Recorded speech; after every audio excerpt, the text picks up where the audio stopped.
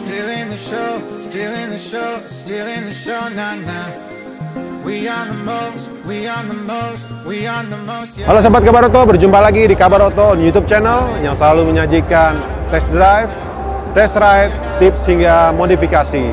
Nah Sobat Kabar Oto, kemeriahan di Gaikindo Indonesia International Auto Show adalah hadirnya jajaran mobil listrik, terutama yang kali ini dihadirkan oleh Wuling. Nah, produsen asal Tiongkok ini memperkenalkan Wuling GSEV.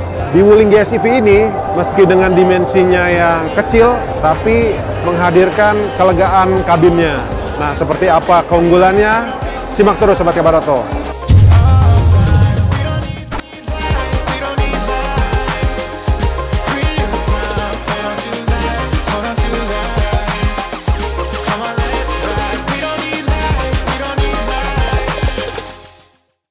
Di Tiongkok sendiri, Wuling GSEV ini dikenal sebagai Wuling Hongguang, tapi tipenya makaron.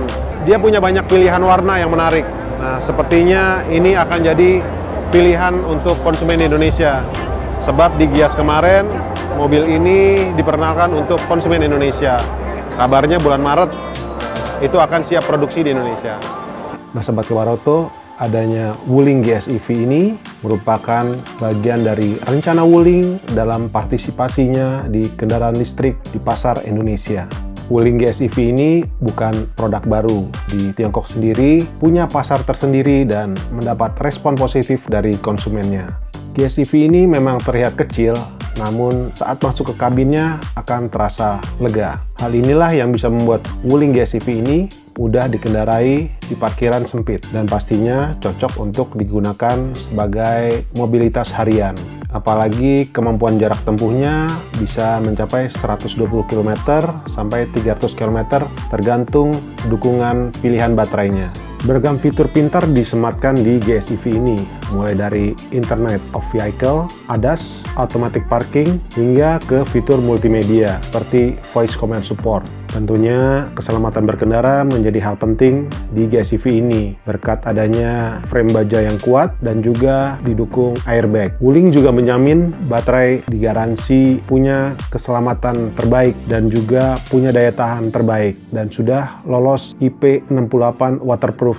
Melihat apa yang dikemas di platform GSEV ini sepertinya cocok untuk bermain di kendaraan listrik di Indonesia. Apalagi Wuling juga melihat habitnya pengendara Indonesia tak pernah jauh-jauh untuk berkendara mobil dan juga pas untuk membawa 4 penumpang sekaligus.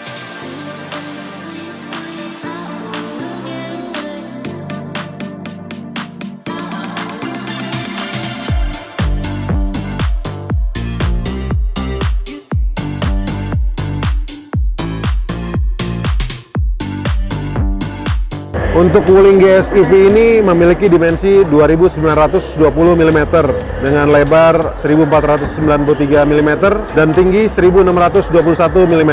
Mobil ini terbilang lincah karena memiliki bobot 665 kg serta jarak sumbu roda di angka 1940 mm.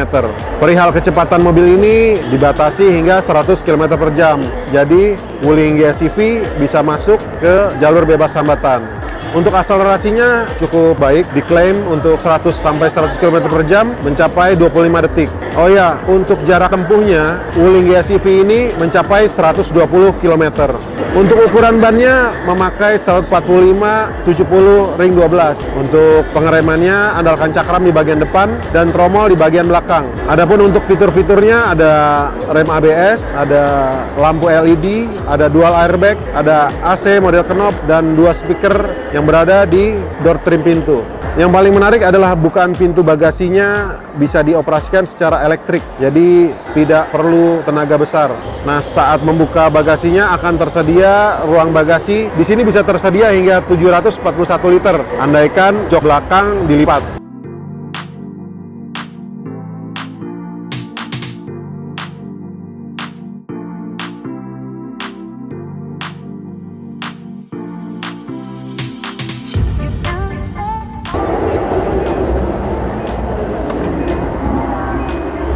Nah, Sobat Kabar Oto, berada di ruang kabinnya Wuling GSEV ini sangat impresif dengan warnanya yang sesuai dengan eksteriornya. Eksteriornya warna kuning, ya, di sininya juga ada warna kuning, mulai dari dashboard, cup holder, serta garis di sandaran joknya.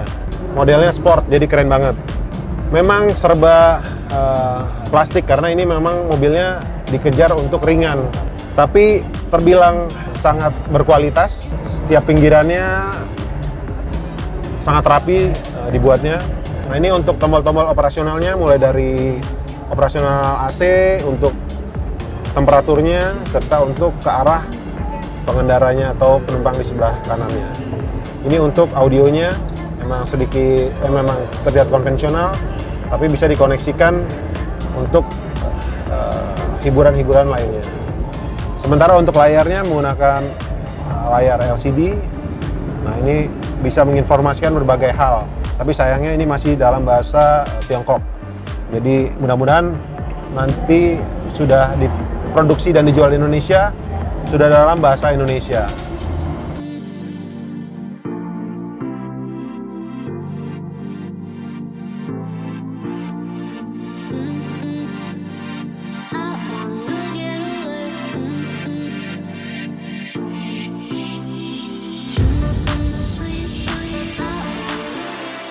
Nah, perihal akses ke belakangnya,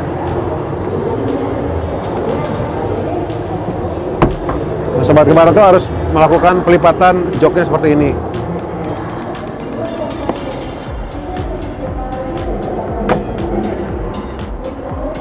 Nah, di dalam sini terbilang lega karena ada ruang kepalanya. Kalau di saya, tinggi saya di 170 cm, ini masih ada sekitar 5 cm ke atas, serta ruang bahunya juga cukup memadai, jadi tidak terlalu sempit di dalamnya. Tapi memang masih minim untuk tempat penempatan botol-botol minuman. Ya, mudah-mudahan di produksi yang di Indonesia ada tambahan untuk tempat minum di sebelah kanan sini, atau colokan, atau untuk sumber energi gadgetnya. Ada juga fitur keselamatan, nah, ada safety beltnya, jadi penumpang di belakang sudah dilindungi dengan safety belt. Semua fitur yang ada di Wuling YCV ini sangat ergonomis, jadi setiap pengendara dan penumpang di sebelahnya bisa mengoperasikan dengan mudah. Tak perlu menjangkau yang jauh, jadi cukup dengan jangkauan tangan. Tapi memang untuk penumpang belakang akan kesulitan untuk akses buka pintunya, terutama saat keluar dari kabin.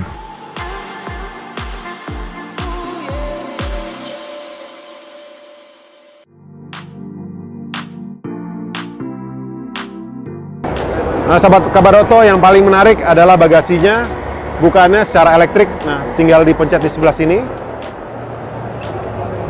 Nah, di sini akan menyediakan ruang bagasi hingga 741 liter.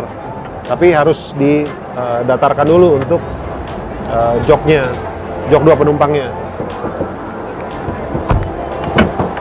Ini bisa untuk memuat barang belanjaan, terutama untuk ibu-ibu yang sedang mengantarkan anaknya ke sekolah.